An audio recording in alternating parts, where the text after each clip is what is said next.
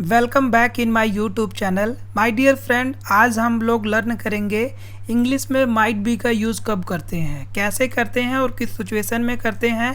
I will give you good examples so that you can able to understand. अच्छे से example और explain करके मैं बताता हूँ।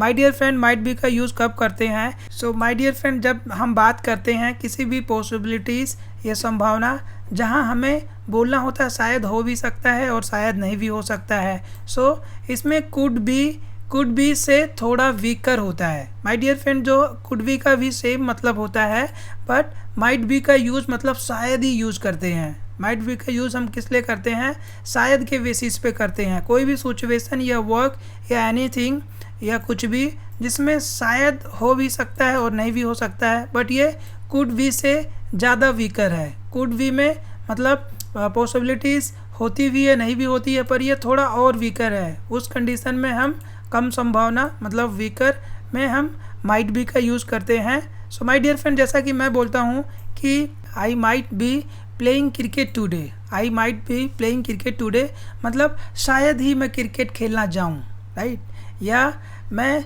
शायद ही इंटरव्यू देने जाऊँ, I might go for interview, I might be going for interview today मतलब शायद ही मैं इंटरव्यू देने आज जाऊँ। या वह शायद ही स्कूल जाए, वह शायद ही स्कूल जाए, ही might be going school today, he might be going school today मतलब जहाँ संभावना कम होता है, राइट, जहाँ पॉसिबिलिटीज़ कम होती है उस कंडीशन में हम माइट बी का यूज़ करते हैं। अब हिंदी में जैसे कि शायद हो सकता है या संभव है, हो भी सकता है या संभव है, और हम शायद के बेसिस पे बात कर रहे हैं, उस टाइम उस सिचुएशन में हम माइट बी का यूज़ करेंगे। वह पार्क में हो सकता है, राइट, वह पार्क में हो सकता है, शायद पार्क में हो, तो यहाँ पे वह पार्क में हो सकता है या शायद वह पार्क में हो। इस कंडीशन में हम माइट बी का यूज़ करेंगे।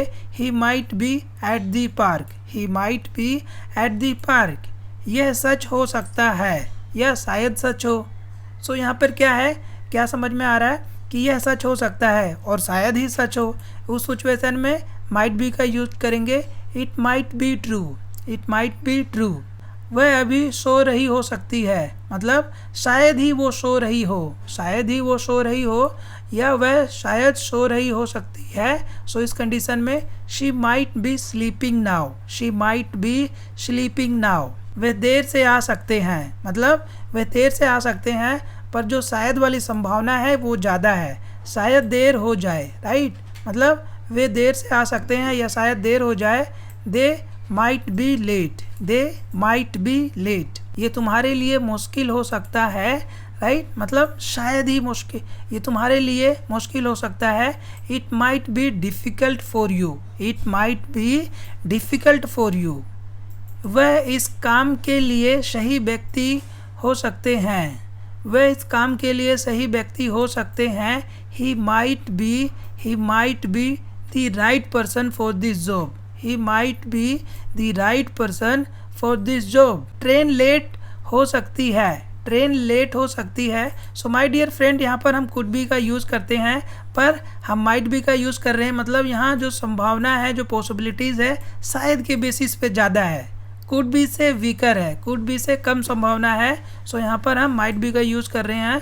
The train might be delayed, the train might be delayed, वह तुमसे नाराज़ हो सकती है, वह तुमसे नाराज़ हो सकती है, वह तुमसे नाराज़ हो सकती है। She might be angry with you, she might be angry with you, यह जवाब हो सकता है, यह जवाब हो सकता है, right. So this might be the answer, this might be the answer, this might be the answer,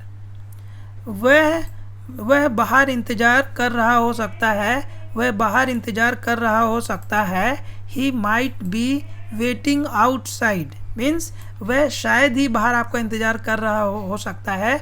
उस कंडीशन में ही might be waiting outside, he might be waiting outside. अकेले जाना खतरनाक हो सकता है, अकेले जाना खतरनाक हो सकता है। It might be dangerous to go alone, it might be dangerous to go alone, it might be dangerous to go alone। Way TV देख रहे हो सकते हैं मीन्स वे अनुमान लगा रहे हैं, अजम्पशन लगा रहे हैं कि वे टीवी देख रहे हो सकते हैं। सो इस कंडीशन में दे might be watching TV, they might be watching TV. My dear friend, I hope you understand. So now we can see about the quick difference between could be और might be. तो जब कभी भी हम could be की बात करते हैं मतलब वहाँ 50% पॉसिबिलिटीज़ है, ऐसा हो सकता है और ऐसा नहीं भी हो सकता है, मतलब थोड़ा स्ट्रॉन्ग चांस है might be से, राइट, थोड़ा स्ट्रॉन्ग चांस है might be से। बट जब हम might be का बात करते हैं तो यहाँ पर जो पॉसिबिलिटीज़, जो संभावना या अनुमान हम लगाते हैं 3 to 40% पे लगाते हैं, जहाँ पॉसिबिलिटीज़ होती है ये थोड़ा कुड बी से वीकर है, तो उस कंडीशन में हम माइट बी का यूज़ करते हैं। I hope you understood my dear friend. This is a very good example which is mentioned here.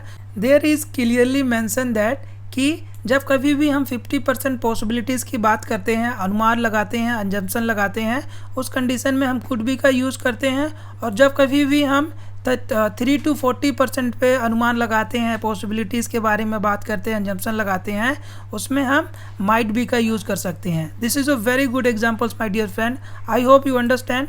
Thank you so much for watching. I hope you have understood a lot and you have made lots of things, and really it will improve your communication skills and it will sharp your communication skills and you will have better clarity and much more understanding. So my dear friend, if you haven't subscribed my channel, please share and subscribe.